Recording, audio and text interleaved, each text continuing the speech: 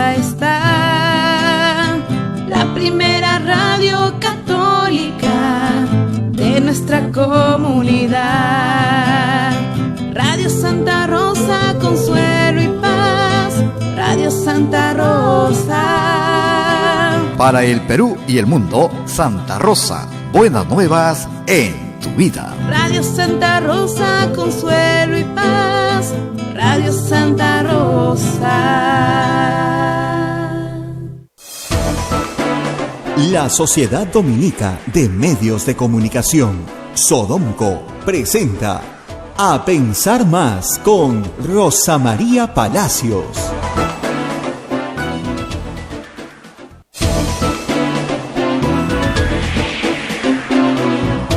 Muy buenos días, señoras y señores. Bienvenidos a Pensar Más con Rosa María Palacios a través de las emisoras de la Sociedad Dominica de Medios de Comunicación, Sodomco. Sodomco está integrada por varias emisoras en el Perú: Lima, Radio Santa Rosa; Chimbote, Radio Santo Domingo; Arequipa, Radio San Martín; Cusco, Radio Veritas; Ucayali, Radio Cepagua; La Convención, Radio Quillabamba; Puerto Maldonado, Radio Madre de Dios.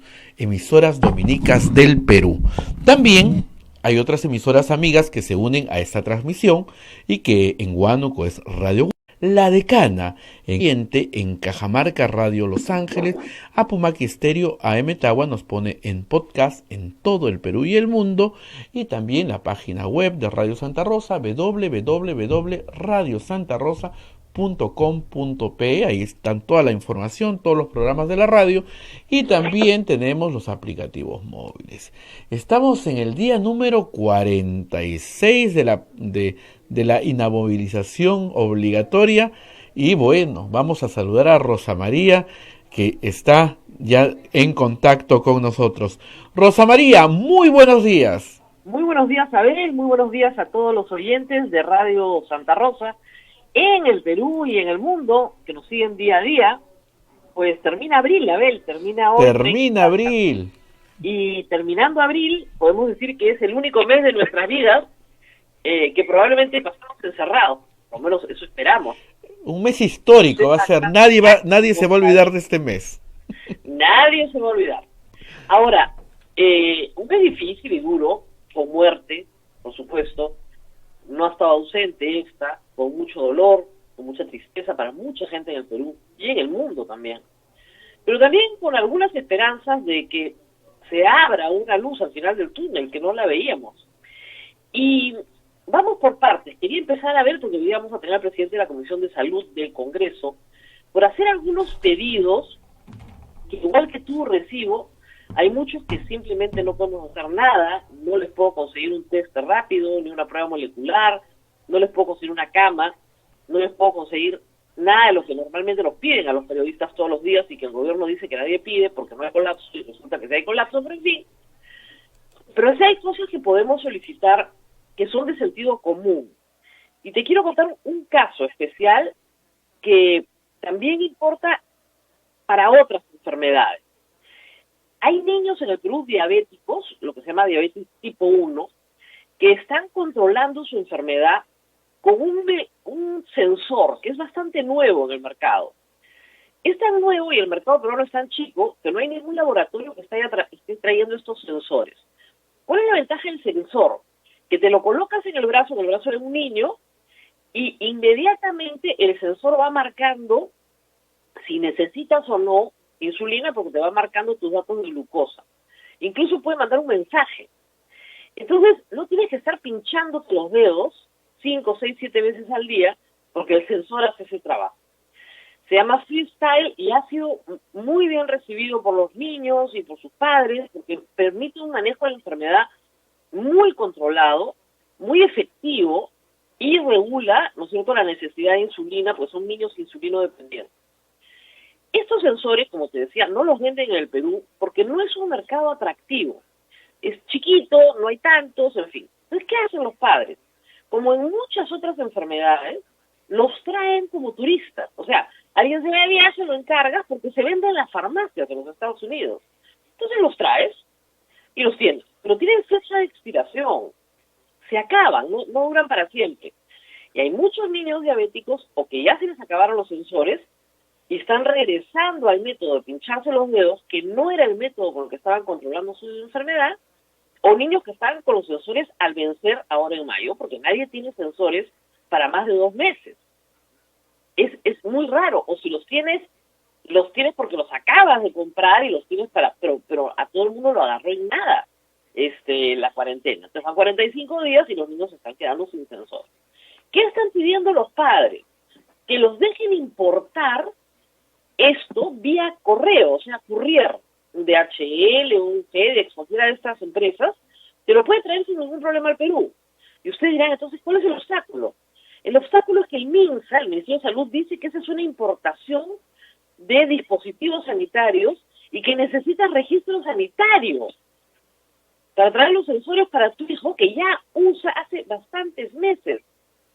Entonces, es de locos.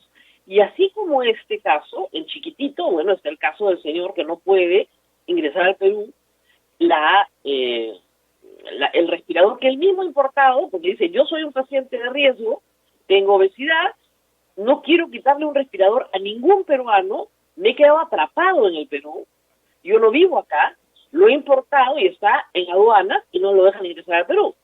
Entonces, un poco de sentido común.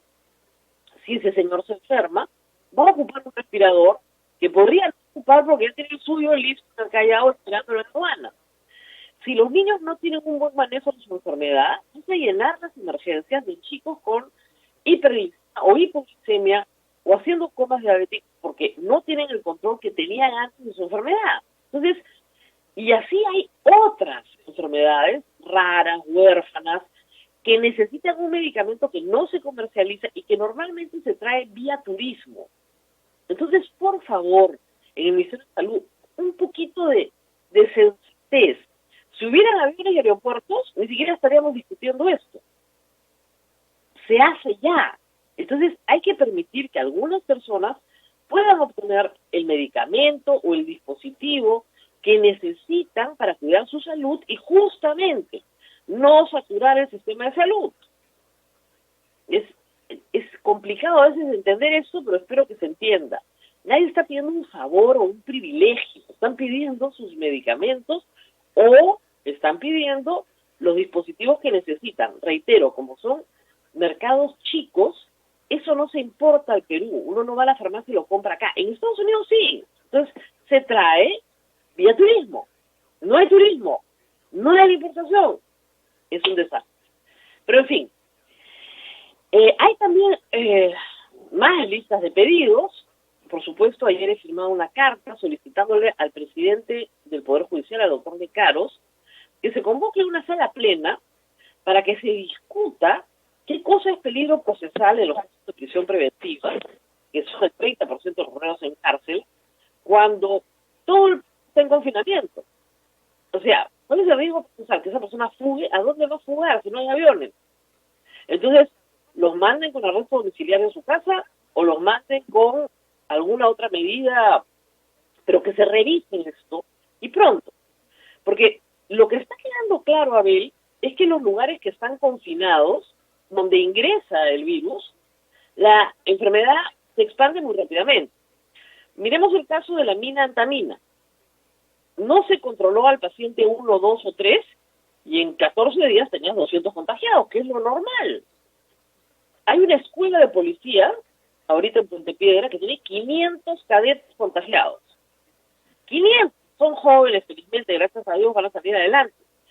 ¿Pero por qué? Porque no se controló a los primeros. ¿Y por qué no se controló a los primeros? Porque no se hacen las pruebas.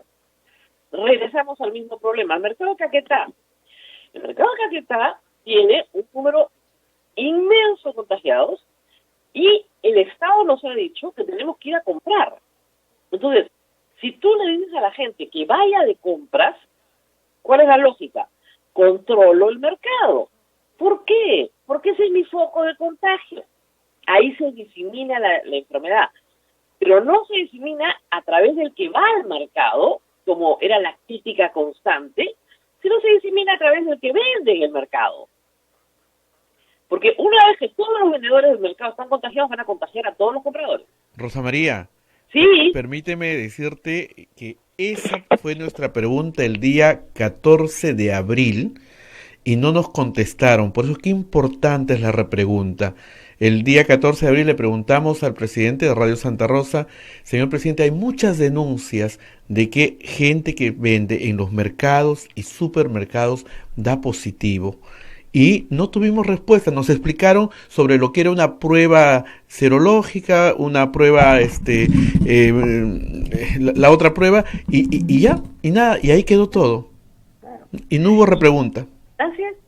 Y la culpa la tenemos los periodistas, ¿ah? Y nos insultan todos los días. No saben lo que son las redes sociales, ya les voy a contar. Entonces, la pregunta es, si no controlas el foco, ¿cómo quieres que la enfermedad no se extienda? Pero es que es bien sencillo, no es tan complicado. Las Fuerzas Armadas, por ejemplo, tienen un número total en todas las Fuerzas Armadas de 340 y tantos contagiados y tienen un número bien bajo de fallecidos. Han controlado bien. En cambio, la policía, que no se ha controlado, tiene más de 1.000 contagiados y, como te digo, una escuela con 500 contagiados, que es el mismo problema de la mina. Si los haces vivir juntos y entra la enfermedad en un grupo grande que vive juntos, todos se van a enfermar. Y lo mismo pasa, controla la escuela, controla el campamento. Lo hemos hablado con todos los médicos esta semana. Pero cada vez que dices eso, el gobierno dice que es una crítica. Y sus seguidores dicen que es una crítica. Y te insultan.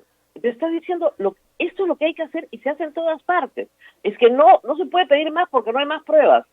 Bueno, entonces no hay nada que hacer. Nos sentamos a ver cómo cae la gente muerta. De verdad, esto es bien complicado. Y esto me lleva a otro pedido. Hoy día la presidenta de IPAE, Elena Conterno, ex ministra también de Pesquería, de Producción, decía que no entendía por qué en Chile cualquiera puede ir a una farmacia y comprar una prueba rápida, y en el Perú no. Y eso trasladaría, la compra de pruebas, trasladaría la carga de ese costo a las empresas. Por ejemplo, si yo soy un restaurante y quiero abrir el 4 y tengo mi equipo de delivery, yo compro las pruebas y le garantizo a mi clientela que todo mi personal ha pasado por lo menos por una prueba rápida, que de repente no es muy eficiente, pero algo ayuda. Y la paga el empresario, no la paga el Estado. Y es más rápido, ¿por qué? Porque el empresario o un conjunto de empresarios, imagínate que trabajadores formales sean 1 millón, ¿ya? Ese 1 millón de pruebas se puede adquirir muy rápidamente en el sector privado porque no tiene que pasar por toda la burocracia por la que se pasa en el sector público. ¿Por qué no permiten? Claro, entonces no es que es para tener la información centralizada. Bueno, si fuera útil, yo lo entendería. Pero ya hemos visto que tener la información centralizada pues no parece muy útil porque no la tenemos y siempre hay un subregistro. En todo caso, si se vende o se importa 1 millón de pruebas, ya sabes que se han hecho 1 millón de pruebas. Incluso podrías tener un compromiso de notificación. Pero lo que no puedes hacer es decir, no, nadie se hace pruebas. Y es bien importante hacer las pruebas, ¿para qué? Para que las personas que están trabajando juntas no corran peligro. No corran peligro, es muy importante, no solamente para todos sus consumidores, que es importante, sino para el mismo grupo de trabajo. ¿Y cómo se mete la enfermedad? Con un paciente sin síntomas. No sabe. No es su culpa, no sabe que está enfermo, no sabe que se ha contagiado, no tiene ningún síntoma, no se imagina siquiera que tiene el síntoma y contagia a todos sus compañeros. Y de repente el más débil de todos, que tal vez sea el último que se contagie, ese es el que hace los síntomas y gracias a él se debe a que todo el grupo está contagiado. Entonces, para no llegar a que el enfermo esté grave, si tú a todo el grupo le haces la prueba de entrada, encuentras a uno y a ese uno lo separas, armas un esquema, una estrategia mucho más lógica. Pero los pedidos no se escuchan, pues. Y claro, ayer en este tema de los penales, que es un tema planteado por la Comisión Episcopal de Acción Católica, de Acción Social, con la que vamos a conversar hoy en este programa, que no es partidaria, que no es fujimorista, no es aprista, no pertenece a ningún partido político, sino a la Iglesia Católica, la Comisión Episcopal de Acción Social ha pedido cosas bastante lógicas. Algunas se van a hacer, felizmente. Algunas se van a hacer, gracias a Dios se van a hacer. Pero hemos podido evitar los muertos de Castro sí que se hubieran hecho antes. Lo único que querían los presos es que les den la seguridad de que les van a dar los medicamentos, si es que están enfermos, y que se van a hacer las pruebas. No es verdad que todo el mundo quiera indultar narcotraficantes, terroristas, eso es mentira. Y ayer el presidente hizo referencia al tema de narcoindultos de Alan García, que, discúlpeme, yo personalmente investigué y denuncié con Daniel Llovera hace muchos años. También me van a contar la historia. Pero eso no quiere decir que yo no respete la dignidad de los seres humanos y no establezcan un programa por el cual se pueda deshacinar la cárcel por lo menos durante el tiempo de la enfermedad. Es una cuestión de dignidad humana y sin que represente peligro procesal. Alguno se fugará, bueno, ya, algunos que otros, tal vez, pero la mayoría no tienen a dónde ir porque no hay transporte interprovincial y no hay aviones. ¿A dónde van a escapar? Y estamos hablando no de delitos de sangre grave. Lo mezclan todo para descalificar el argumento. Del mismo modo que mezclan el aprismo y el fujimorismo para descalificar a lo que estamos diciendo que se tiene que hacer algo. Es muy, muy simplón el argumento, muy simplón. Y lamentablemente no se entiende, pero lo vamos a seguir explicando, porque si no lo seguimos explicando, van a terminar todos en la Corte Interamericana de Derechos Humanos. Y que no se diga que no se explicó 20 veces. Y me alegro, Abel, que hayas recordado tu pregunta del 14 de abril, porque con todo lo que estamos avanzando, no llegamos al fondo de las cosas, ¿no? Se nos pasan las cosas.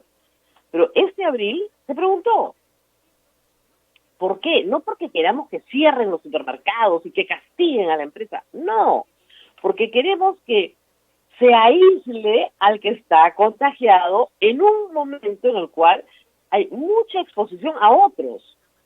Si yo me contagio y estoy solita metida en mi casa y no voy a contagiar a nadie más y no voy a ver a nadie más, no soy un peligro para los demás. Pero en un lugar, por ejemplo, en un banco, el Banco de Crédito ha hecho, por ejemplo, un peinado sobre todos sus trabajadores y ha encontrado unas 16 cajeras contagiadas. ¿Dónde se han contagiado estas pobres trabajadoras? En el trabajo. Pero si no se les retira, van a contagiar a todos sus compañeros de trabajo. Entonces, las empresas que tienen atención al público tienen que testear todo el tiempo, a veces más de una vez, a sus trabajadores. Así es. Y para eso necesitan los test. Y a veces el Estado no se los da. Y seguimos en este plan. Muy bien, ya tenemos en línea al invitado, Abel. No, Rosa María, vamos a ir a una pausa y lo llamamos. ¿Qué te parece? ¿No? Muy bien. Y también la gente... ayer fue bárbaro el discurso, la presentación del señor presidente, demoró más de 2 horas. Estuvo muy bien, parecía el discurso del 8 de julio, pero respondiendo, porque la verdad es que hacía días que no hablaba tan largo, ¿no? Respondiendo a muchas cosas que me pareció que aclaró, que estuvo bien, pero en otras cosas, o sea, decir que queremos indultar narcotraficantes, a violadores de niños, dijo, no, cosa que no es verdad. No es verdad. No es verdad, pues. No es verdad. Eso es mentira. Y en este momento... Pero suena bien. Suena regio. Suena bien, la gente feliz con eso. Mira, es como el tema de las AFP. ¿Ya? Esa pelea la ha ganado Daniel Urresti. La pelea psicológica la ha ganado. Se la ha ganado el presidente. Por eso es que el presidente no ha observado la ley. Porque observar la ley es impopular. Tampoco la ha promulgado. Y lo que va a permitir es que el Congreso la promulgue. Sí, mandando un proyecto alternativo, ¿no? Vamos a ver, está hablando en este momento Manuel Merino. Vamos a ver qué dice. Así es. Hacemos una pausa y volvemos con el presidente de la Comisión de Salud del Congreso de la República. Pausa y volvemos. Volvemos.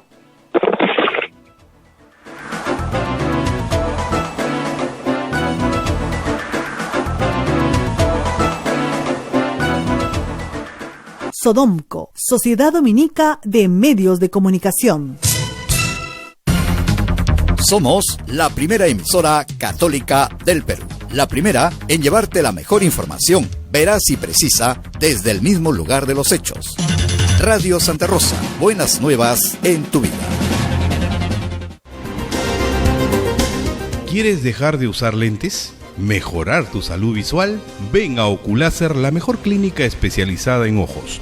Oculáser cuenta con tecnología de vanguardia en cirugías de catarata, miopía, retina y trasplante, exámenes especializados, convenios con todas las EPS. Llámanos al 265-4833 o visítanos en nuestro Facebook y www.oculaserperú.com. Oculáser, líderes en láser para la visión.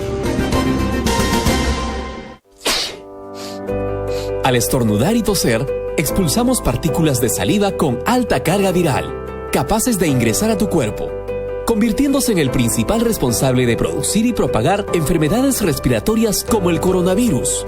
Para prevenirlas, cuando estornudes, cúbrete con el antebrazo o ayúdate con un pañuelo. Si tienes las manos sucias, evita tocarte los ojos, nariz y boca.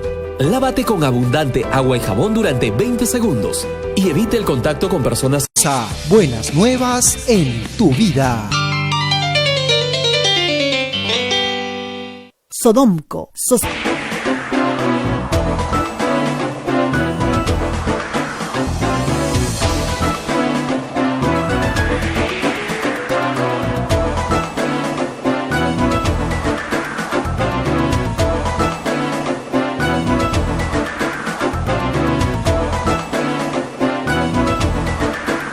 Continuamos con A Pensar Más a través de las emisoras de la Sociedad Dominica de Medios de Comunicación y estamos ya comunicados con el congresista. En un momentito estamos ya con el congresista presidente de la Comisión de Salud, Rosa María.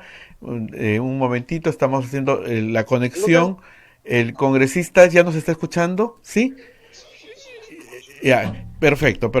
Rosa María, ya está el señor congresista de la comisión, presidente de la Comisión de Salud al teléfono. Muy buenos días, señor congresista. Queremos empezar por preguntarle algo que está sucediendo en este instante en el Congreso. Está hablando el presidente del Congreso sobre el proyecto del retiro del 25% de las AFPs. Y resulta que no tenemos mucha información porque el presidente no ha observado la ley y eso faculta al presidente del Congreso a promulgarla. ¿Lo va a hacer así hoy? Definitivamente eso le corresponde, muy buenos días, le corresponde a la mesa directiva del Congreso de la República, encabezado por el presidente Manuel Merino.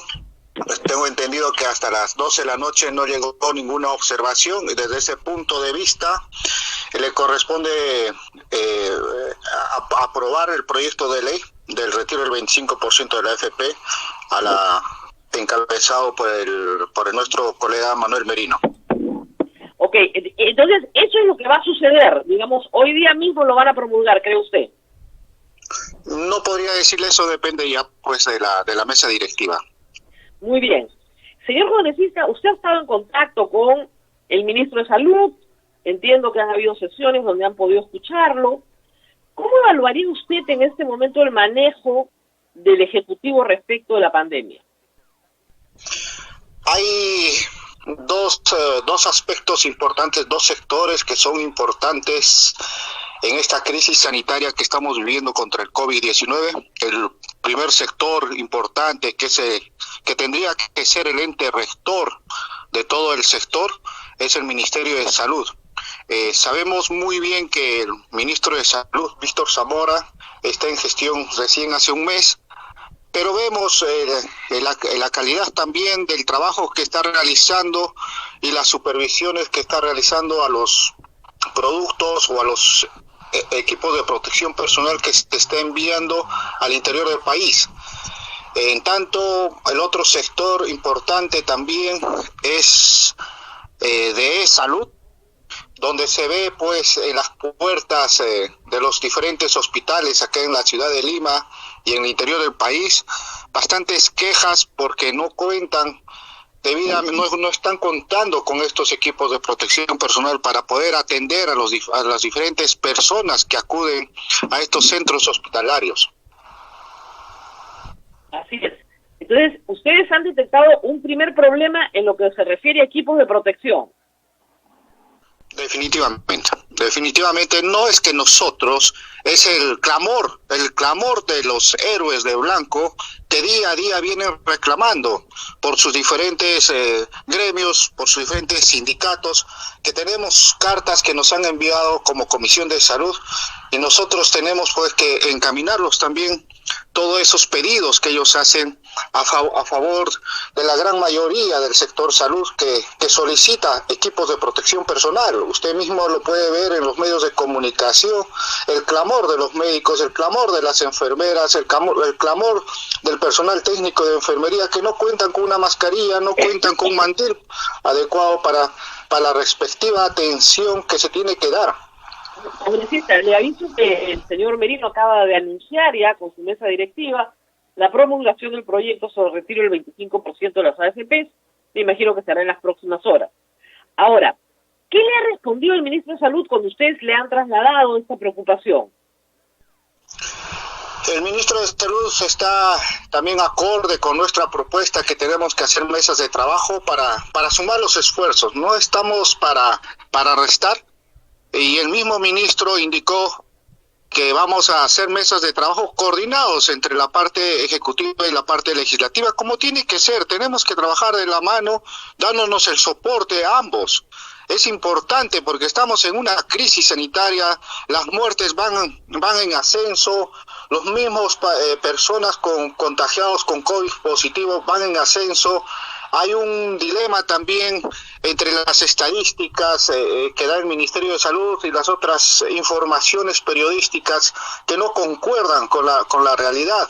Entonces tenemos que trabajar a favor de nuestro país. Hay muchos problemas, esto no es de ahora, es problemas también de años pasados que venimos nosotros reclamando. Soy personal de salud y también pues estuvimos en diferentes reuniones para ver estos temas y estas problemáticas que aqueja al sector, de lo que es infraestructura, la brecha de personal médico. Sabemos que más de 17,000 médicos especialistas faltan para cortar la brecha de recursos humanos en nuestro país.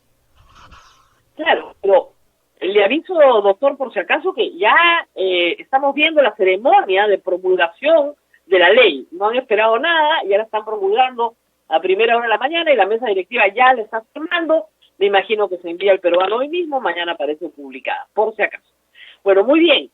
Yo entiendo que quieran sumar y eso está muy bien, pero la gente piensa que la Comisión de Salud del Congreso no tiene nada que hacer en esta crisis y más ayuda el que no estorba. ¿Cuál es el rol que ustedes tienen en esta crisis? No es lo diferente más bien de lo que expresa usted, más bien el clamor de la misma población, el clamor de los diferentes colegios profesionales, es que la Comisión de Salud tiene que hacer un buen posicionamiento ante esta crisis sanitaria que estamos viviendo. Es una Comisión de Salud que embarca pues todo lo que es recursos humanos, lo que del sector salud, lo que embarca en infraestructura, y usted estará viendo y la población ve que estamos sumando, estamos trabajando coordinadamente también con el ministro de Salud. Estuvimos haciendo el tema de fiscalización y el diagnóstico también con el comando COVID en los viajes al interior del país, como lo hicimos con la doctora Pilar Macetti. Un aplauso desde acá para la doctora por el trabajo que está realizando. Hemos estado en Tumbes, hemos estado en Piura, viendo y escuchando a la población, escuchando a las autoridades como tiene que ser. Nosotros hemos sido elegidos por la población y desde ese punto de vista tenemos que escuchar a la población. La Comisión de Salud es importante, importante en estos momentos de crisis sanitaria que estamos viviendo. Doctor, lo que la gente pregunta es, ustedes pueden acompañar, estar presentes en una mesa, pero ustedes no son autoridad sanitaria. ¿Qué les corresponde hacer? ¿Van a presentar proyectos de ley? ¿De qué tipo? ¿En qué legislación están participando? Cuéntenos un poco de ese trabajo. Nuestra función también es la fiscalizadora. ¿Ya? Y como la función fiscalizadora que tenemos que también acudir al llamado los pobladores, el llamado de las personas, de la gran mayoría, para poder fiscalizar esta distribución de equipos de protección personal y los equipos biomédicos que nos corresponden como congresistas. Aparte, hay bastantes proyectos. Sabemos muy bien que recién estamos en el cargo semana y media, y también este día martes vamos a aprobar en una sesión ordinaria el plan de trabajo. Inmediatamente pues estamos también solicitando a la mesa directiva para el traslado de los diferentes proyectos de ley que han sido encaminados por el anterior Congreso y también que han sido presentados por bastantes congresistas a favor también de esta crisis sanitaria que estamos viviendo con el COVID-19. Claro, pero ¿no nos podría mencionar algún proyecto en concreto que estén trabajando? En realidad a la Comisión de Salud hasta el momento no ha llegado ningún proyecto que todavía le corresponde a la mesa directiva de hacer traslado a la Comisión de Salud, pero hay proyectos como acortar las brechas también de recursos humanos, como son pues la modificatoria del decreto legislativo de la 1154 en sus artículos 2, 3, 4 y 5, que establece en vez de que actualmente están realizando los profesionales de la salud horas complementarias por 6, que se amplía a 12.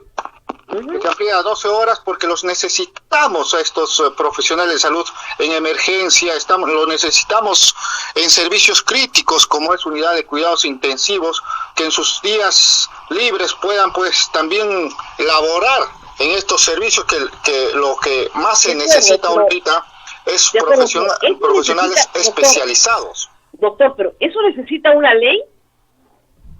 Por supuesto que sí necesita una ley. Necesita ley para poder hacer.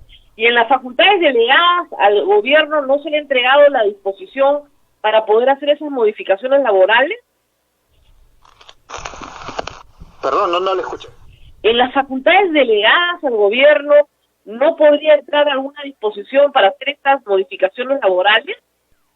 Es un trabajo coordinado, ese proyecto de ley que también se hizo con el Ministerio de Salud y también se hizo con la Federación Médica, que nos han pedido soporte también para poder apoyarles al Ejecutivo y desde ese punto de vista usted verá que estamos sumando estos esfuerzos para cortar la brecha de recursos humanos y lo que más se necesita ahora son los profesionales especializados en estos servicios críticos, tienen que salvar vidas.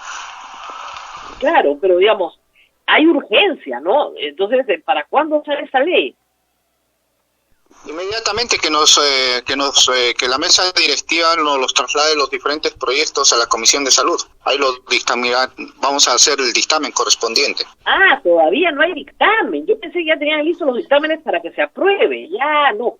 Bueno, doctor, esto hay que apurarlo, porque si es un asunto tan urgente y temporal, además, bueno, hay que apurarlo lo antes posible, porque esto, digamos, no vaya a ser que se le acabe la epidemia y todavía no se acaba la ley. No creo. Tiene que ser lo más antes posible. Así es, porque en realidad la demanda va a ser muy alta en las próximas 2 o 3 semanas, bueno, por lo menos eso esperamos, y luego la demanda va a ir bajando porque se va a ir controlando. Entonces, por eso le digo, la ley es urgente ahora, ya no es urgente dentro de 2 meses.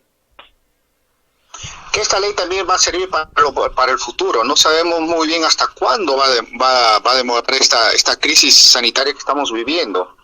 Eso dependiendo de las curvas también epidemiológicas de los mismos expertos que lo están evaluando. Claro, pero a lo que voy es, se ha dicho que todo este esfuerzo, este sacrificio, regresar al país, etcétera, lo que nos va a demandar todavía es un tiempo más, digamos 15 días más, un mes más, hasta agosto, dice la ministra de Economía, en un proceso, pero si ustedes no sacan la ley pronto, ya en agosto la demanda de salud bajó. Pero usted sabe que el procedimiento es así para aprobar un proyecto de ley. Bueno, muy bien, hay que ayudar lo más que se pueda, ¿no es cierto? Y tratar de sacarlo lo antes posible. Los miembros de la Comisión de Salud están de acuerdo con usted, están de acuerdo con sus planteamientos, lo están ayudando a trabajar, a sacar adelante los proyectos. Estamos trabajando coordinadamente en la Comisión de Salud, somos 10 médicos profesionales y especializados en la materia. Estamos trabajando conjuntamente con ellos en este corto tiempo todavía de asunción del cargo pero igual, estamos para, como siempre le voy a decir y lo voy a indicar a la población y al país, estamos para sumar y no para restar. Doctor, ¿no fue una imprudencia haberse reunido? 9 congresistas están contagiados. Estos colegas, me solidarizo con ellos, porque en realidad pues se han contagiado en diferentes, se podría decir, espacios laborales, que como también su función indica pues la de representación, han tenido que acudir también al llamado de sus conciudadanos a las diferentes regiones. Tenemos ese riesgo, nadie está libre de poder contagiarse del COVID-19. En cualquier momento cualquiera de nosotros podemos caer, entonces hay que solidarizarnos. Me solidarizo también con todo el gremio médico que están pues en cuarentena, que también se han infectado, están médicos especializados también en unidad de cuidados intensivos, así como también los profesionales de enfermería, que hay muchos infectados y que el gobierno no dice nada, como los otros también no profesionales del sector salud. Me solidarizo ante ellos, que están haciendo un trabajo pues que les compete, un trabajo profesional, y como también a los congresistas. Es el trabajo a veces que el pueblo nos exige, como a mi persona. Yo pasado mañana también me puedo infectar por el trabajo que estoy realizando de fiscalización en los diferentes hospitales, para ver que estos equipos de protección personal lleguen a las personas que tienen que atender. Estamos de acuerdo en que nadie es culpable de su enfermedad, y eso hay que repetirlo todo el tiempo. Usted sabe que el estigma de la enfermedad puede convertirse en un asunto muy serio de salud pública. Hay que repetir todo el tiempo que nadie es culpable de su enfermedad. Pero en el caso del Congreso, se les pidió, se les advirtió, se les sugirió, se les exhortó a no reunirse físicamente. Y lo hicieron igual.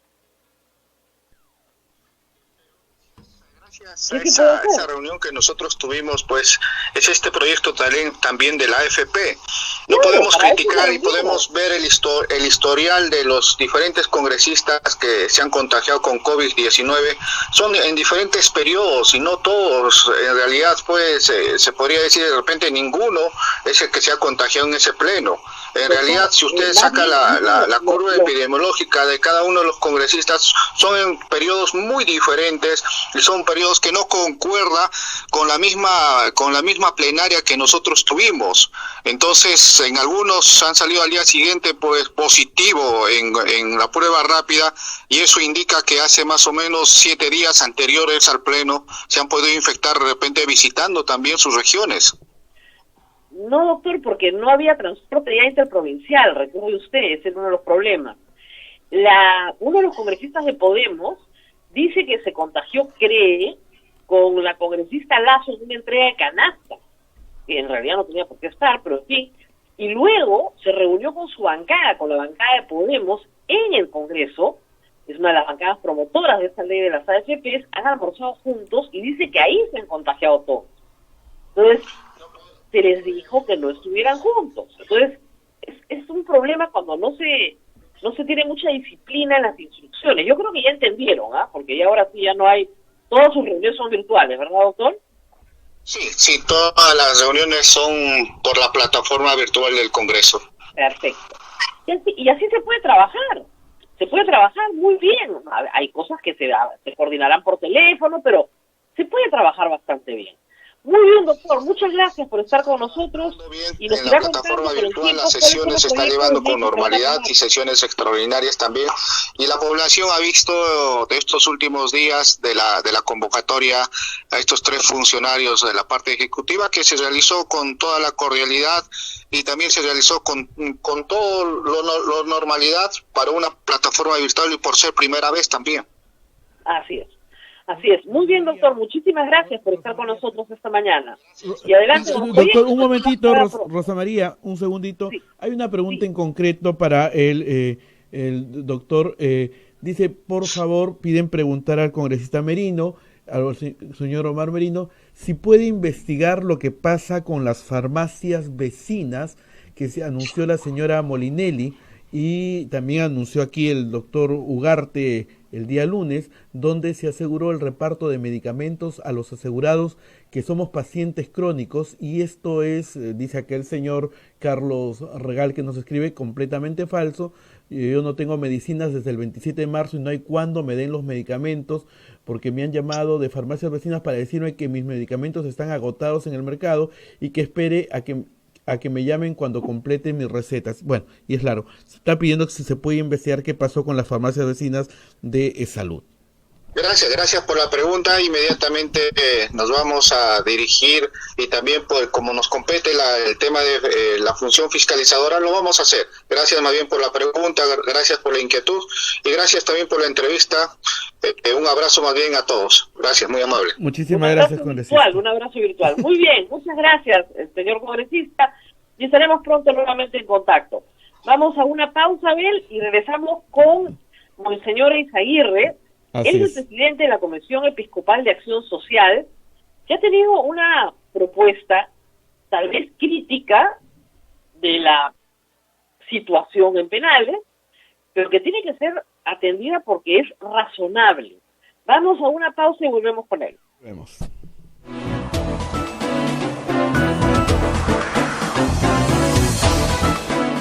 Sodomco, Sociedad Dominica de Medios de Comunicación. Somos la primera emisora católica del Perú.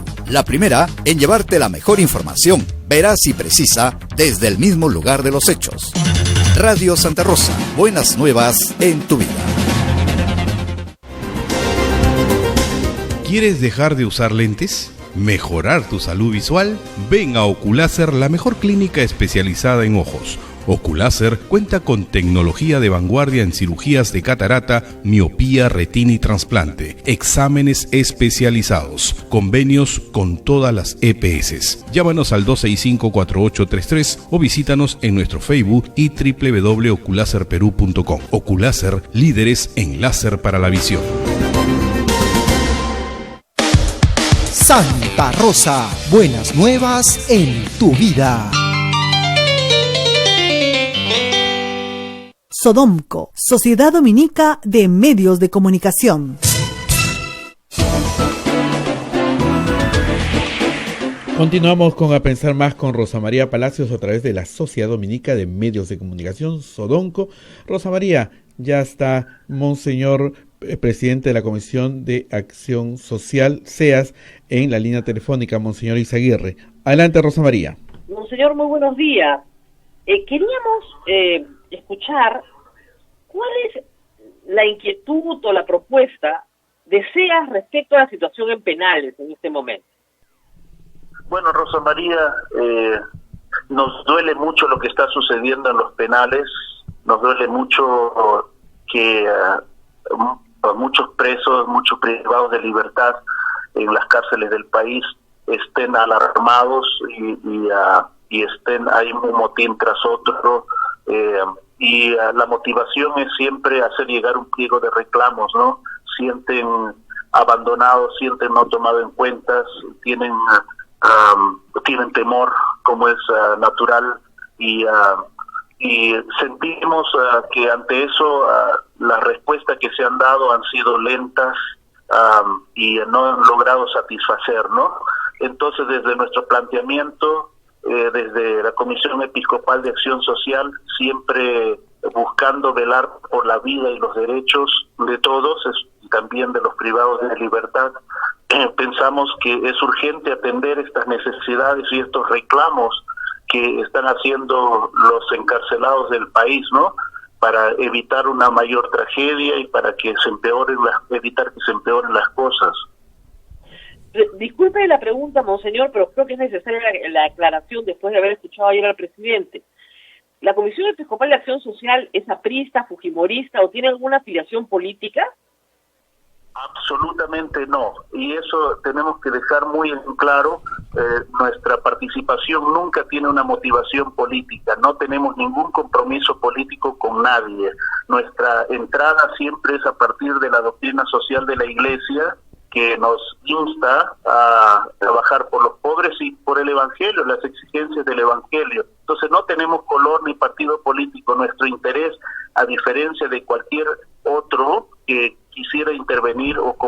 abogado para defender a sus patrocinados. Nosotros defendemos sin ninguna agenda, entramos sin ninguna agenda política, solo nuestra agenda es defender los derechos y la vida. Ahora, sin embargo, monseñor, la acusación ayer y la acusación que hemos visto en las redes es que iniciativas como las que ustedes proponen lo que buscan es indultar narcotraficantes y terroristas y asesinos. ¿Es así?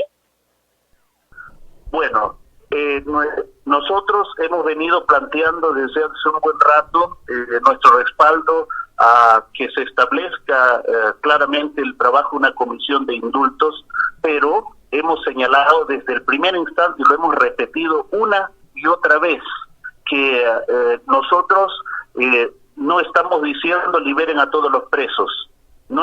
Esta comisión de indultos no es para liberar a todos los presos y tampoco para todos los delitos. Lo hemos dicho muy claramente. Esta comisión no debe beneficiar a presos por delitos graves de corrupción, de violación a los derechos humanos, de lesa humanidad o delitos como violación sexual a menores o feminicidio o narcotráfico. Muy claramente lo hemos dicho una y otra vez que aquí se trata de plantear la comisión de indultos para indultar a delitos, en primer lugar, con digamos, a presos con delitos leves, ¿no? Y a presos vulnerables que ante la amenaza del COVID en los penales que puede causar estragos, ya se ha advertido desde hace un buen tiempo, letales, se debe deshacinar las cárceles y se debe buscar medidas de excarcelación para aplicarlas, que cosa que se vienen aplicando en varios países, ¿no? Una de las medidas es precisamente a través del indulto humanitario para las personas vulnerables. Claro, pero ustedes no han pedido un indulto generalizado. Sin embargo, el presidente lo presentó así ayer. Bueno, por eso conviene siempre tener claridad en el planteamiento, ¿no? No estamos de acuerdo nosotros absolutamente en sacar a violadores, narcotraficantes, como ha planteado ayer claramente el presidente, ¿no? Los presos por corrupción, terrorismo, el crimen organizado, todo esto queda fuera, ¿no? Pueden ser beneficiados sin duda. Entonces, no se puede usar eso también como un argumento para reforzar lo que es a veces el pensamiento de un sector de la sociedad que rechaza al preso y quiere condenarlo también a muerte, ¿no? En el Perú no hay condena a muerte. Hay presos que han cometido delitos, ciertamente, y tienen que pagar por ellos, pero se tiene que preservar también el derecho a la vida, el derecho a la salud, que son derechos que no se han, dispuesto, porque lo único que pierden los presos es el derecho a libertad. Los otros derechos permanecen. Sin embargo, monseñor, mucha gente nos dice, pero ¿por qué se preocupan por los presos? Habiendo gente enferma, de verdad, pobre, ¿qué hace preocupándose la iglesia por los presos? Gente mala, gente que ha hecho daño, que no ha mostrado ningún arrepentimiento. ¿Por qué se van a preocupar por los presos? Bueno, Rosa María, en primer lugar, los presos no son, producto del aire, no han venido de otro planeta, son hijos e hijas de nuestras familias, vienen de nuestra sociedad, en primer lugar. Entonces no podemos negar esto. Los presos son producto de la mala formación, el mal acompañamiento, la mala guía, etcétera, de los padres y de nuestra familia. Tenemos que reconocer también nuestra parte. ¿Por qué preocuparnos por ellos? Porque son nuestros hijos, son hijos de nuestra sociedad. Y el Papa Francisco tiene palabras muy claras cuando dice que la cárcel es reflejo de lo que pasa afuera en la sociedad, en las calles. Si tenemos el número de presos que tenemos, es porque algo está fallando afuera en la sociedad que tenemos que corregir y trabajar, ¿no? A nivel de familia, a nivel de sociedad. Y el problema para resolver el problema de las cárceles, nos dice el Papa, no solamente implica trabajar dentro de las cárceles, sino sobre todo afuera, en la calle, en el hogar, en la familia, en el colegio. Hay que educar para el bien, hay que educar para que se respete al otro, al que está enfrente. Entonces, ¿por qué proteger, velar?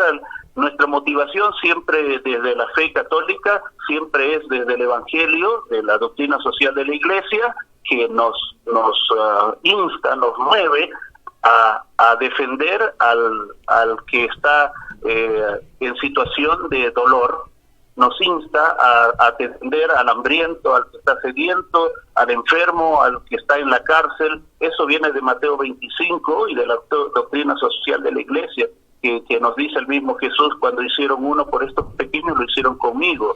Pero también a nivel social es nuestra obligación ayudar a trabajar para que no haya más presos entrando en las cárceles y para que no se construyan más cárceles. Ese es nuestro cometido. No queremos más cárceles con más seres humanos sufriendo. Hay que ayudar a transformar esa realidad.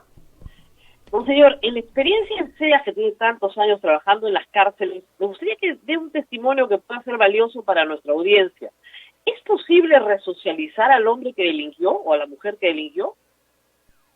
Mira, Rosa María, nosotros desde SEAS, no es de ahora, nuestro compromiso con el mundo de los penales, de las cárceles, tiene muchas de tipos pastorales, y a lo largo de todos estos años venimos recibiendo los testimonios de nuestros agentes pastorales que acompañan a los que han decidido por este camino del mal y no desean cambiar nunca. Ellos deben que sí daño para la sociedad, han aprendido la lección, han sido golpeados, se han esforzado por prepararse para volver a las calles, y podemos decir hay un número de presos considerable que sí están resocializados y no constituyen un daño para la sociedad, porque ellos tienen derecho a una segunda oportunidad, ¿no? Tienen derecho a una segunda oportunidad.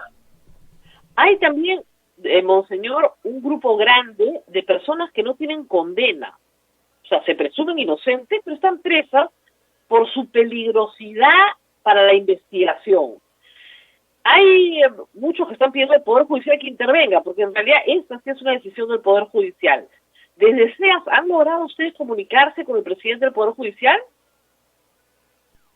Nuestro trabajo siempre es a nivel de multisectorial, ¿no? Tratamos de dialogar con el Ministerio de Justicia, con el INPE por el lado, trabajar también cercanamente para abordar los temas. A nivel judicial también tratamos de hacer incidencia, ¿no? De distintos ángulos tratamos de trabajar, pero efectivamente de que tengamos una cantidad considerable de encarcelados, que no han recibido condena y están purgando cárcel por años, es una anormalidad. Creo que en pocos países pasan que tengamos tantos encarcelados, privados de libertad en esa situación. Le quería preguntar también por los agentes del INPE, o sus agentes pastorales trabajan con ellos, codo a codo. Están pasando también una situación muy dramática.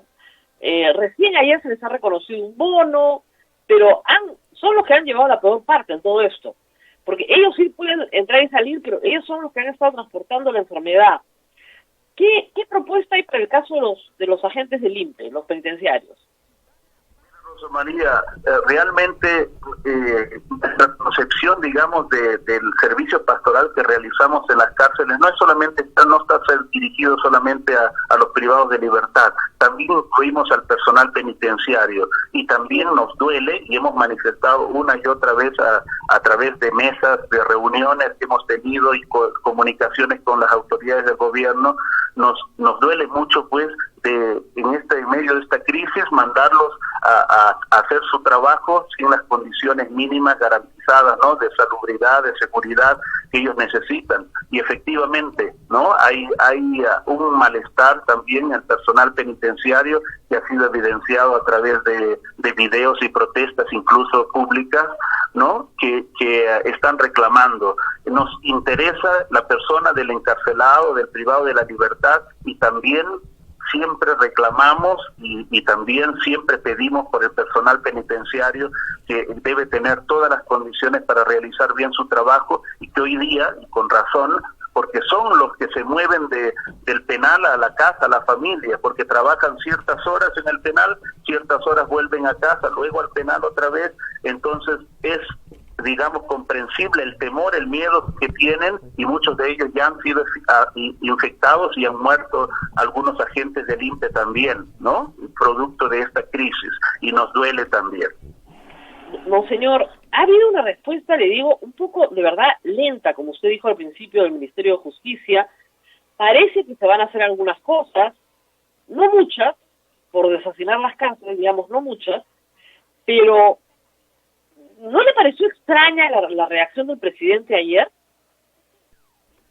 Bueno, usted ha hablado con él. Hemos analizado con el equipo, sí,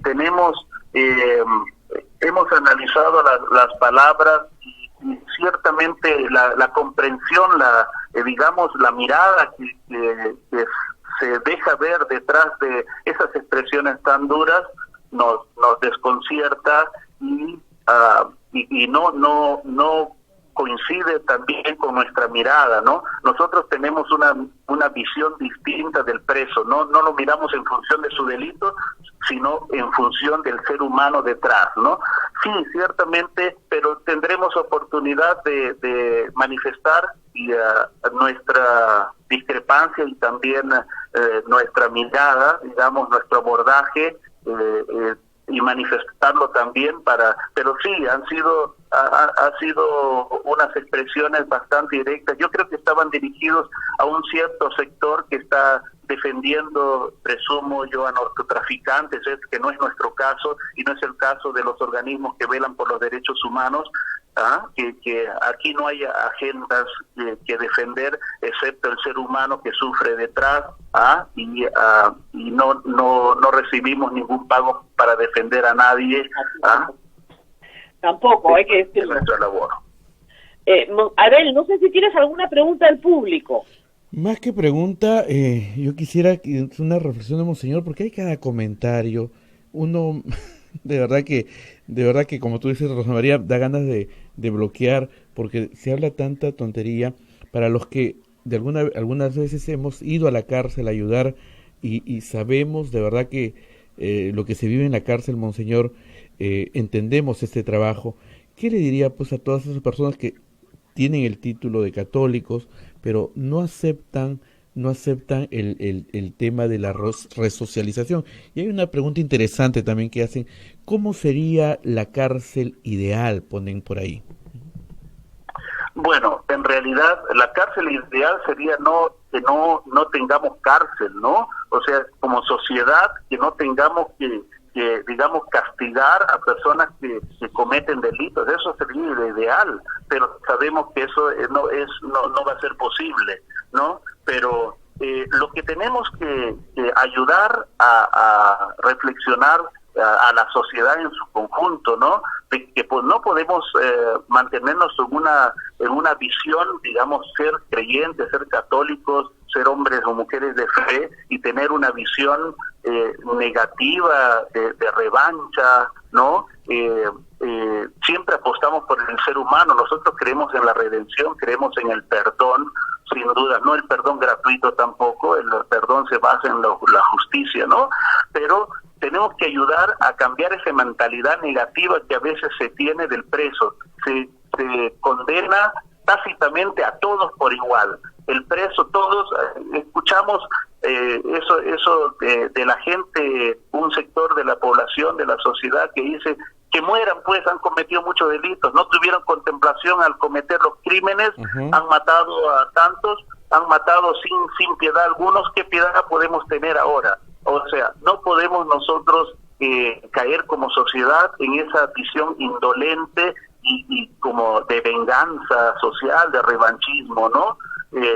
Tenemos que cambiar nuestra mirada del preso. No todos los presos que están purgando cárcel son malos, no todos, digamos, merecen estar condenados de por vida, ¿no? Detrás hay familias, detrás hay hogares, hay hijos, hay familia. Entonces tenemos que cambiar nuestra mirada. Esa mirada negativa del preso que condena a todos por igual no nos hace mucho bien como sociedad, ¿no? Dice muy mal de nosotros, y allí tenemos que trabajar por la incidencia social para que también aquellos que muestran este deseo de cambio, esta voluntad de cambio probado, ¿no? Que nosotros sí tenemos con personas con nombres y apellidos que también tengan derecho a una segunda oportunidad de reinsertarse en la sociedad, ¿no? Bien, monseñor, muchísimas gracias, Rosa María. Muchas gracias, monseñor, por haber estado con nosotros, muy claro. Espero que la voz de la Iglesia sirva para aclarar de alguna manera cosas que se están diciendo que son absolutamente falsas y que se están usando de la peor manera posible. Gracias, monseñor. Muy amable. Muchísimas gracias, monseñor. Bien. Muy bien. Gracias. Y Abel, tenemos algunas preguntas. Sí, me imagino. Sí, sobre todo sobre este tema, Rosa María. Hay que decir... Ayer conversaba bastante sobre este tema de la cárcel y tú dijiste, el ser humano pierde su libertad, pero no pierde su dignidad. Y esto es muy difícil de entender en la gente. Miren, el artículo 1 de la Constitución, el artículo 1, habla de la dignidad de la persona humana. El primer artículo. Y esa dignidad no se pierde jamás. O sea, el ser humano tiene un reconocimiento del Estado por el solo hecho de existir. Y mucha gente no lo entiende. Es difícil de entender que sí, efectivamente, es un hombre malo que hizo daño y que es profundamente ligada. O sea, cuando Cristo habla de los presos, dice, estuve preso y me fuiste a visitar. Así es. O sea, no dice, fuiste a indultarme, te ocupaste de mí. Tenía hambre y me diste de comer, ¿no es cierto? Tenía sed y me diste de beber, estaba preso, me fuiste a visitar. Son las obras de misericordia, como dice Monseñor Mateo, clásicos. La Iglesia ha estado al lado de los presos siempre, y en los últimos años mucho más, yo diría, sobre todo en el Perú, mucho más. ¿Por qué, además? Porque hay que explicar algo. Cuando Marisol Pérez Tello era ministra, deben haber, en este gobierno, porque puedo decir que es el mismo gobierno, habían 20.000 presos menos. ¿Qué pasó en estos 2 últimos años? Varias cosas. El efecto de varias leyes populistas, de lo que se llama el populismo penal.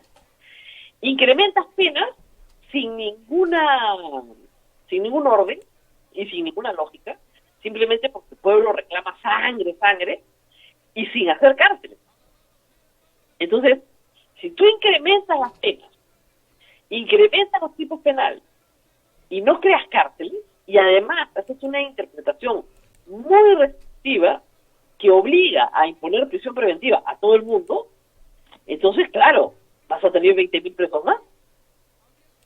O sea, la expansión de la población penitenciaria no ha ido acorde con el crecimiento poblacional. Ha sido muchísimo más rápido en los últimos 3 o 4 años. Y eso ha sido, como digo, el gobierno de Kuczynski.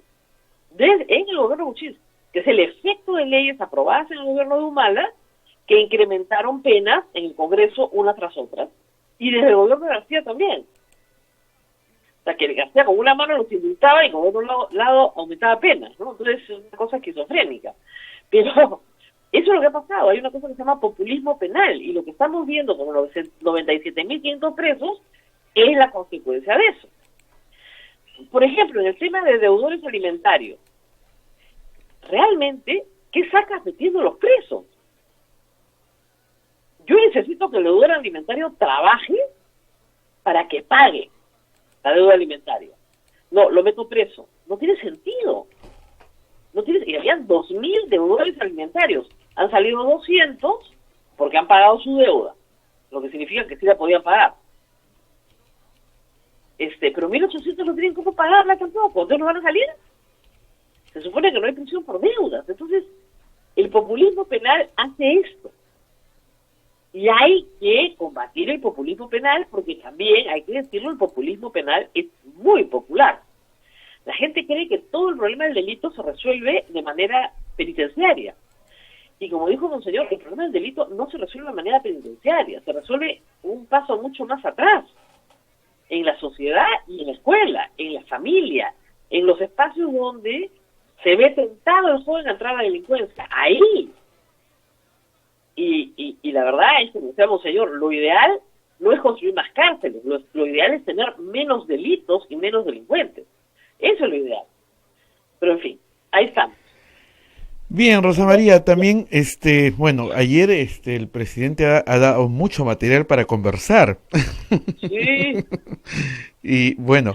Varias cosas, ¿no? Te diría. La primera, que a mí me llamó mucho la atención, es que en conferencias de prensa anteriores, cuando se preguntaba por otros países, la respuesta siempre fue: no nos podemos comparar con otras realidades.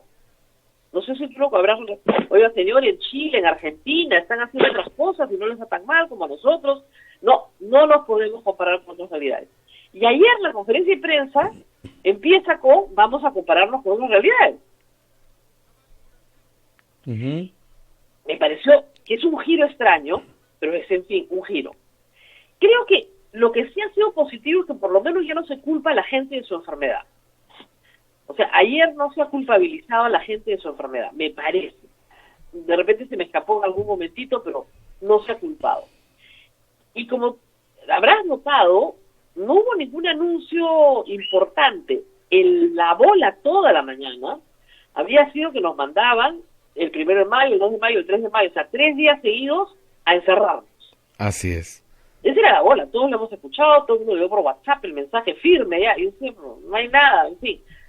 Pero ¿qué pasa? En un ambiente donde no hay credibilidad, cualquier rumor se convierte en la verdad. Y el presidente esperó 2 horas, el final de la conferencia de prensa, para decir que no era verdad. Entonces, esos fueron las dos puntas de la conferencia de prensa. En el medio, te digo, lo más chocante fue atribuir el tema del que estamos hablando con toda seriedad de la situación de penales a fujimoristas y apristas. Seguramente tendrán su agenda. Yo creo que el aprismo prácticamente ha desaparecido de la escena política y el fujimorismo queda reducido a una mini bancada en el Congreso. Entonces, no creo que tengan tanta fuerza como para pedir cosas horribles. Pero Marisol Pérez Tello ha sido ministra al lado del señor Vizcarra, en el mismo gabinete. O sea, ¿por qué no la va a escuchar? Han sido miembros del mismo gabinete y está pidiendo cosas con toda lógica que son de sentido común. Y claro, lo que pasa es que ya con los hechos consumados es más difícil salir a decir que sí, pues nos equivocamos, hemos debido atender esto hace 15 días, un mes, y no ahora. Ha sido efectivamente una bomba de tiempo, no lo hemos visto. Eso no lo van a reconocer. Y otras cosas más, Ariel. Ayer, por ejemplo, el ministro Ceballos hablaba de todas las personas que ya habían sido transportadas a su lugar de origen, que estaba todo muy bien, mientras en la mañana habíamos visto cómo apaleaban a la gente en la avenida Elmer Fawcett para que no obstruya la vía. Obviamente la policía no le quedó más remedio que hacer eso. Y eso no existe. ¿Cómo que no existe? Pues si lo estamos viendo todo en televisión. ¿Cuándo se van a transportar a las personas en Loreto? Dicen, no, ya tenemos acuerdos con todos los presidentes regionales menos 2, ya. Pero esas personas que están ahí, están hace 23 días sentadas ahí.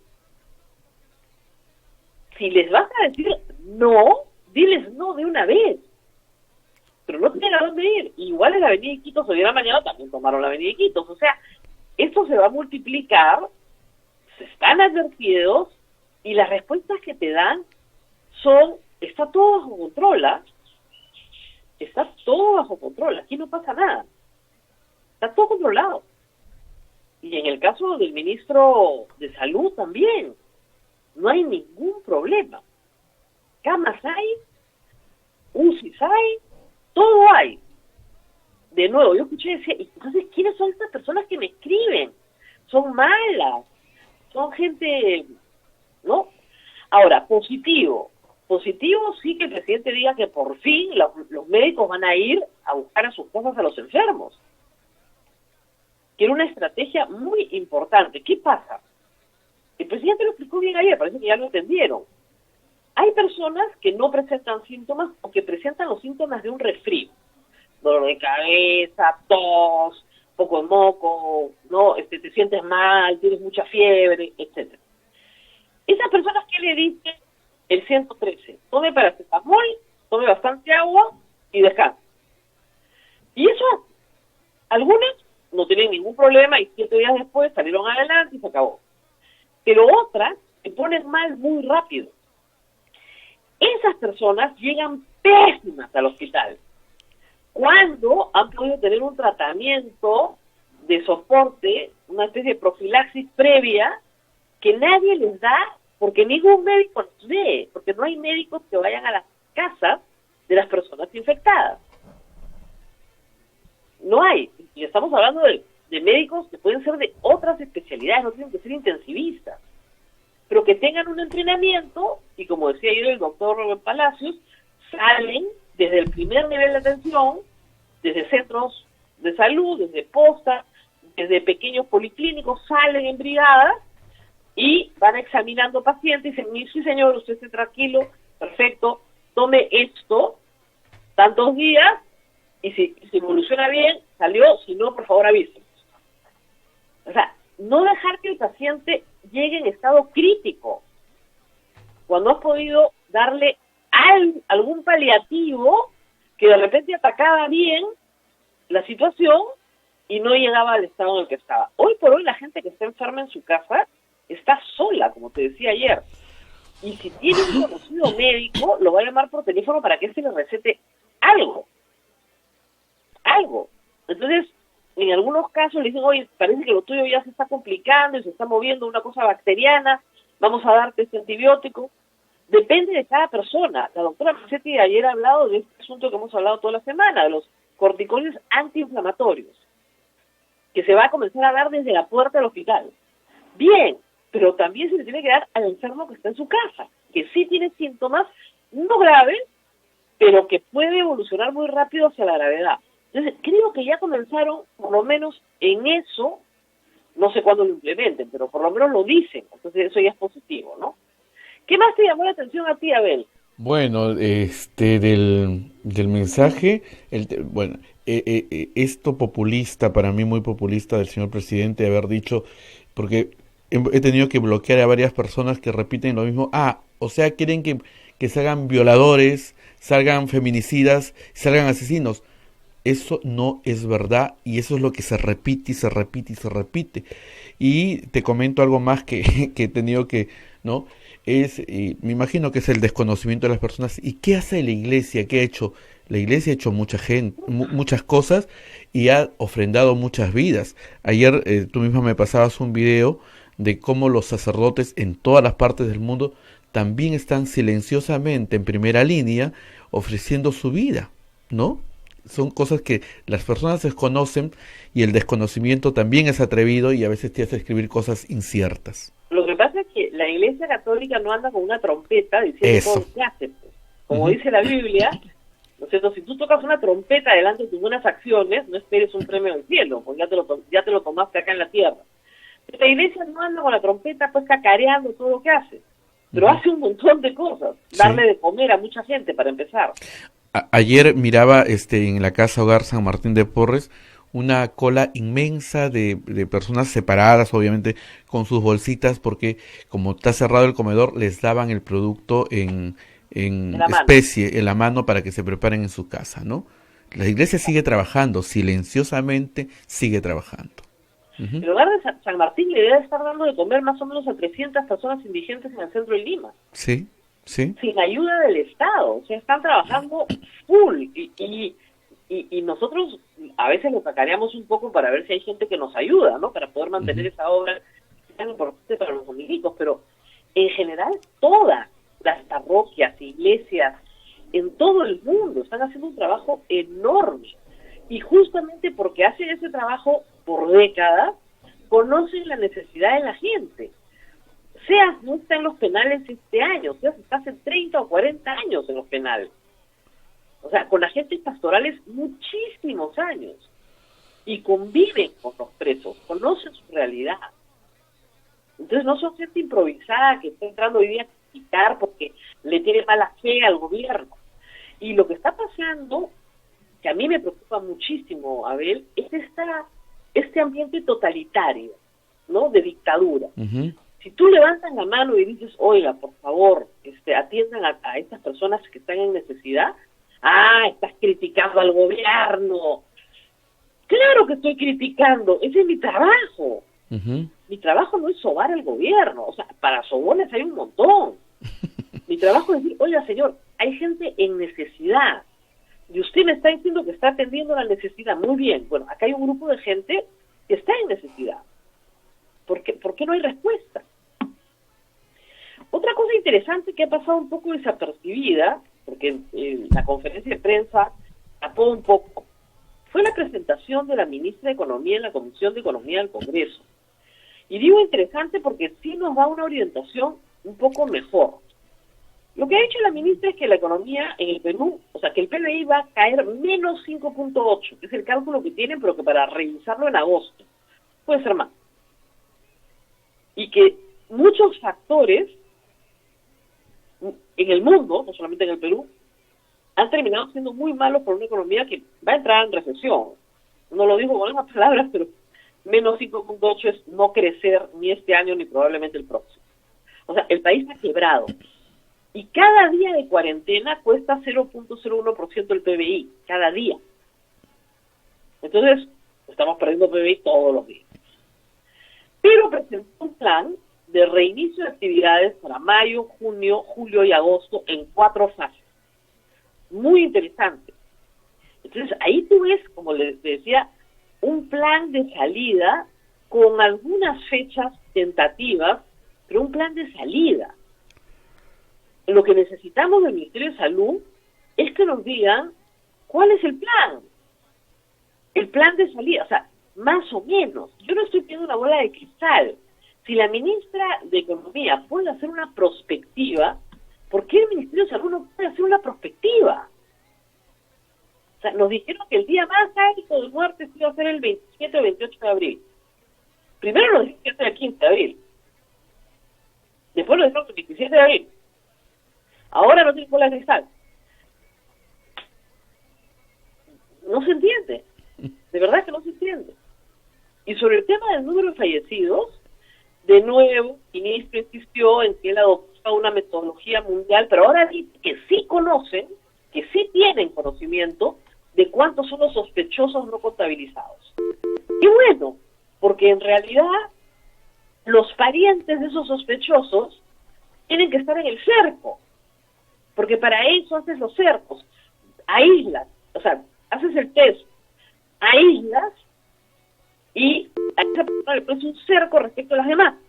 Si no te pasa lo que está pasando, por ejemplo, en el colegio, en la escuela de la Policía Nacional, los 500 cadetes están enfermos.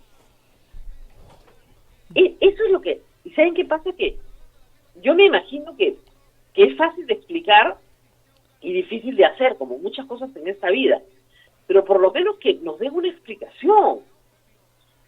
Ese desprecio por la prensa y ese desprecio por... no nos interesa, y en el tema de penales ha sido el desprecio olímpico, ¿no? Terrible. Lamentablemente, ese tipo de posturas suelen ser populares. Muy populares, muy populares. El ministro Morán le montó su show xenofóbico al presidente Vizcarra, y el presidente Vizcarra fue feliz al aeropuerto a deportar gente que no era delincuente, sino eran personas que no tenían, que tenían fallas administrativas, es decir, no tenían los documentos para estar en el Perú. No lo volvieron a repetir porque era un show lamentable. Así es. Pero digamos, vende. ¿Y cómo están a las AFPs? La gente está feliz. Por eso es que el gobierno no ha podido observar la norma, teniendo argumentos y de sobra, porque hay argumentos para observar la norma. Pero no lo ha observado porque sabe que es impopular observarla. Y este presidente no quiere hacer cosas impopulares. Con 80% de popularidad, ¿quién las va a querer? Entonces, tenemos estas reacciones. Ese es el problema. Rosa María, hay un comentario, una noticia buena, hay que hablar, cosas bonitas que saca esta pandemia, también la solidaridad. Acá me escribe la señora Celeste, esto es de la zona de Ñaña, me dice, en Huascata hay unos jóvenes, ¿no?, que hacen trabajo silencioso, que por ejemplo, en Huascata, zona U, se ubica en lo alto del cerro, donde no ha llegado ni una canasta ni un bono. Estos jóvenes han venido pintando el suelo para que las personas mantengan distancia cuando salen a comprar. El problema ha sido con la zona U. Los más pobres estas personas empezaron a pedir comida, porque no les llegó nada, Así, un joven, el joven Brandon Vilcamucha, me dice la señora, se puso en contacto con la señora Pía Alcira, quien contactó con diferentes madres de familia de otra zona y les pidió un menú diario que incluyan en lo que cocinaban un menú adicional.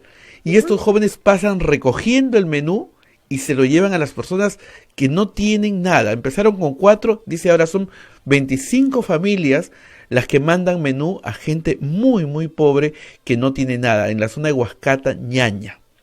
Claro, es una forma de compartir, Lindo, ¿no? Porque lindo. finalmente cuando tú cocinas, y ahora yo cocino todos los días, eso es un poquito más, ¿no? Y te alcanza para uno más. Entonces, Así es una forma de compartir, pero claro, no puedes compartir si lo puedes trasladar. Entonces, dos chicos hacen ese trabajo maravilloso. Así es.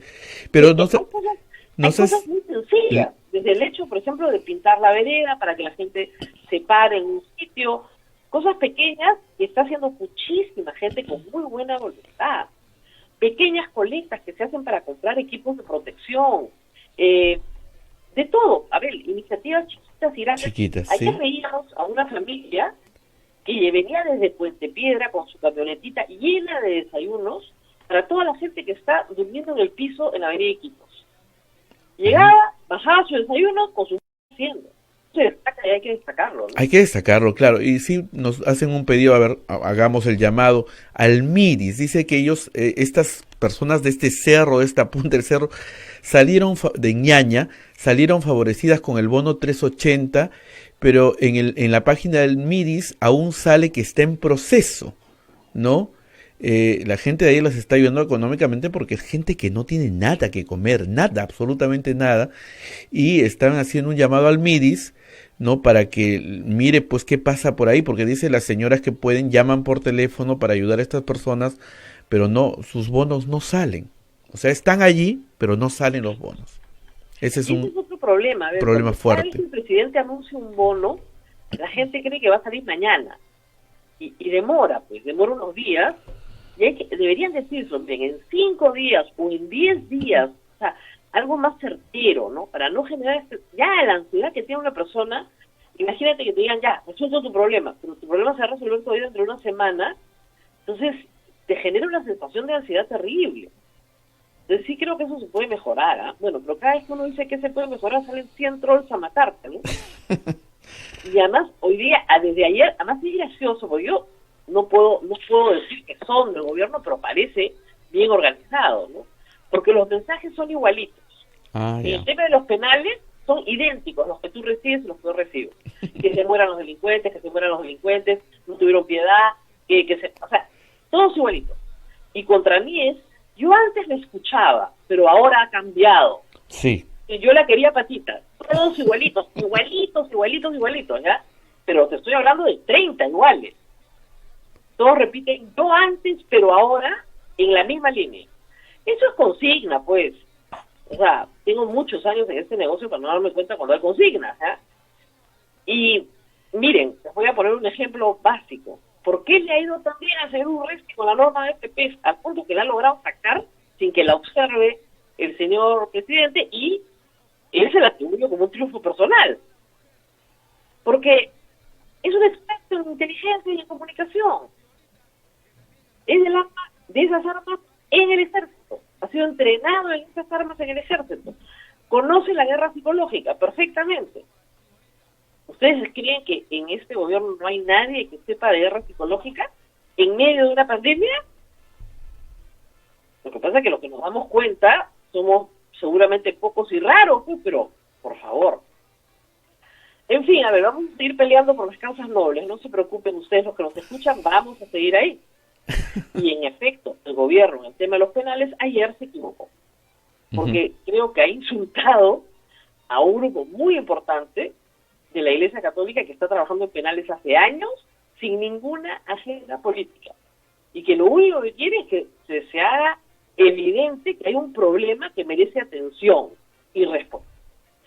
Y por favor, en MINSA, si nos escuchan, no creo que nos escuchen porque no es nada importante, pero no se olviden de los sensores para los niños diabéticos y otros dispositivos y medicamentos raros que se traen a la mano para personas que los necesitan con urgencia ahora que no hay aviación comercial. Los necesitan con urgencia. Muy bien, nos tenemos que despedir, a ver. Nos tenemos que despedir, ojalá que nos escuchen, porque hace 2 semanas me parece que estoy pidiendo la entrevista con el señor ministro y nada, no me dicen que están viendo. No, nosotros somos muy poquita cosa, que van a venir acá.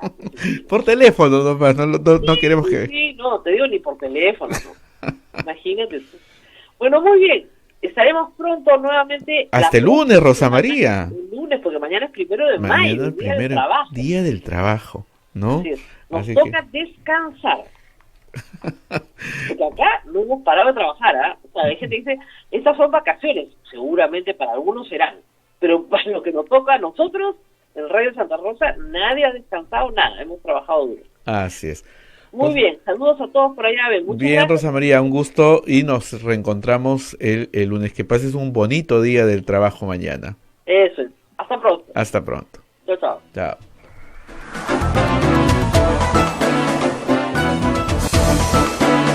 Hasta aquí, A Pensar Más con Rosa María Palacios. Este programa fue producido por la Sociedad Dominica de Medios de Comunicación, Sodomco.